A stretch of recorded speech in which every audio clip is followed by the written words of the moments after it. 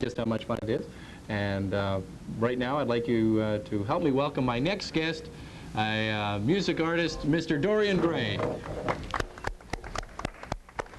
Thank you very much, Dorian, for coming.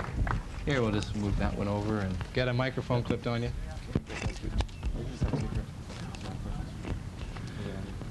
Little bit of background on Dorian Gray, which, I don't know, I think I'll leave it to you because you have quite a talent for just speaking and being very honest and open about the influence of music itself on our society today and just what you are doing yourself.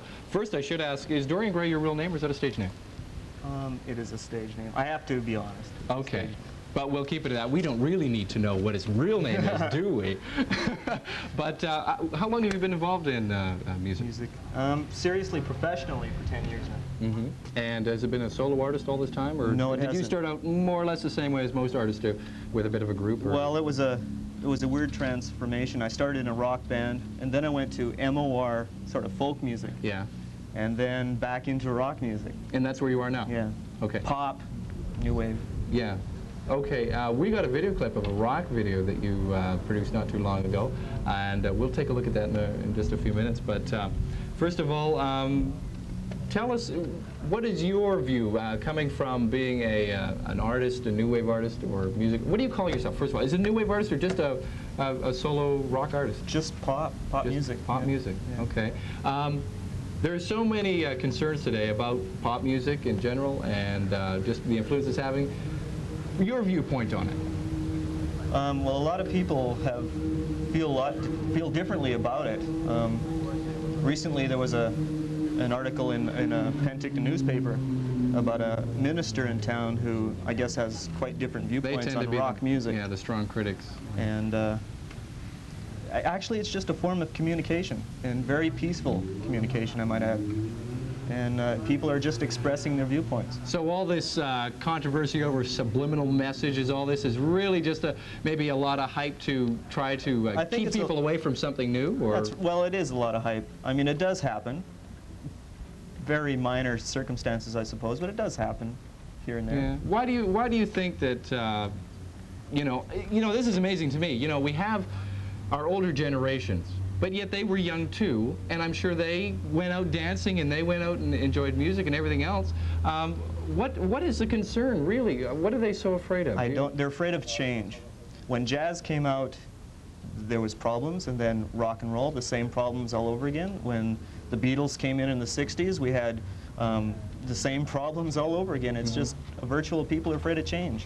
Yeah. That's too bad. But nonetheless, you know, change is inevitable because without change we would all get very stagnant and we would, you know, kind of narrow in our minds and just, you know, we might as well just lock the door and say to heck with the world out there. Quakers. No, we won't don't do that. Nonetheless, we're going to take, what's the name of the rock video? It's called Automaton. Automaton. Why don't we take a look at that right now? Okay.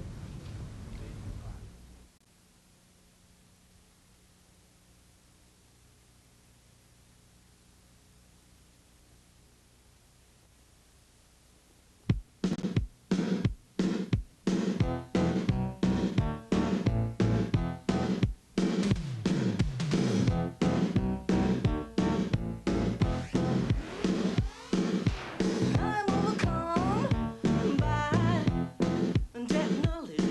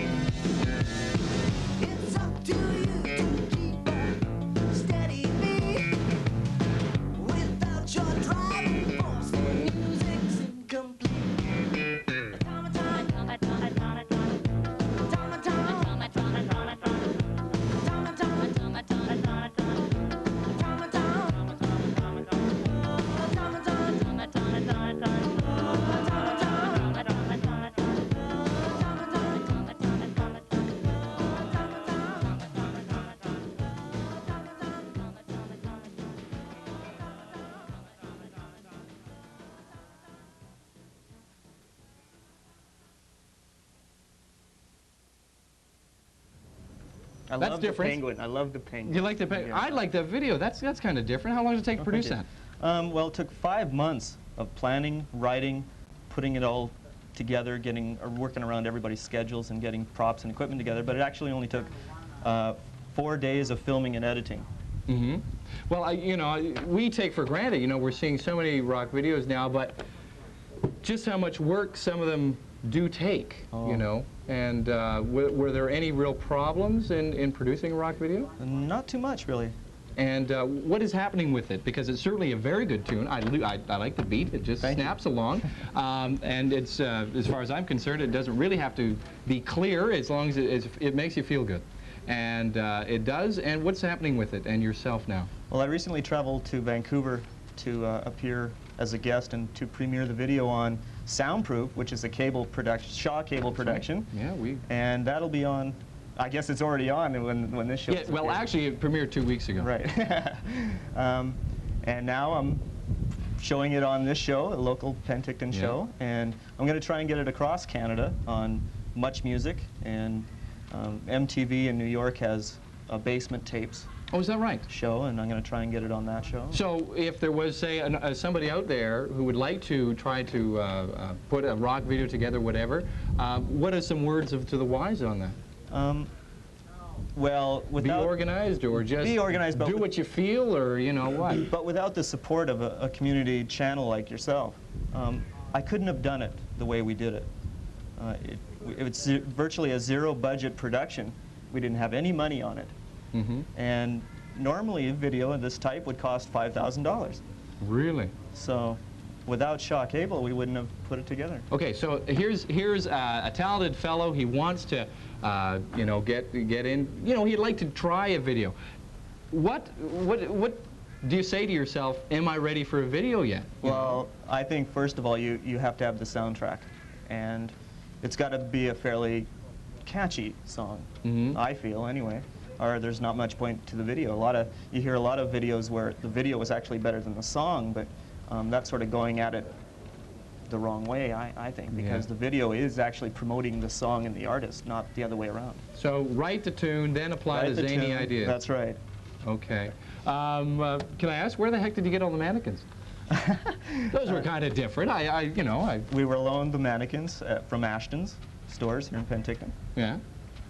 And there you went. Just I noticed that we are allowed to air that. I know they don't have too many clothes on, but what were they wearing? Socks or something? I can't remember. Socks, shoes. They were wearing shoes. They were wearing shoes. Okay, so they did have something on, nonetheless.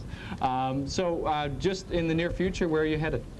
Are you playing in town? No, I'm not. I haven't performed live in about 2 years. I've been concentrating on the writing aspect of my career. I'm trying to put together a performing band at the moment, but I find it quite difficult here in Penticton. Mm-hmm. So, but I hope to get back to Vancouver fairly soon to do some more recording. Like Automaton wasn't, it was recorded last year. Was it done in Vancouver? Yeah. Oh, it was, okay. So, I mean, it's a whole year process from the recording to the video, and even longer since I wrote the song. So it's almost 2 years now in the process. Well, it's still right in there. I mean, you certainly wrote a song that, you know, predated itself, and I think it'll do very well, and I certainly hope you'll. I don't have any worries about it. I know you're going to do well. You're going to try to get. You said you're going to get back to Vancouver, be a resident there? No, not in the near future, anyway. Is Vancouver City? Is that the place for artists? For artists, but not for business. But not for business. Not for the music business. For artists, if you want to not make money, it's a great place. Yeah, to hang about. But east is where the companies are. That's where the money is. Yeah. They have all the pull, unless you're hooked up with the Bruce Allen organization in Vancouver, which almost totally controls the West Coast. Do you handle your own business aspects? I do right now, yes. Yeah. What no one else involved? Your wife or anything? Yeah, she does help.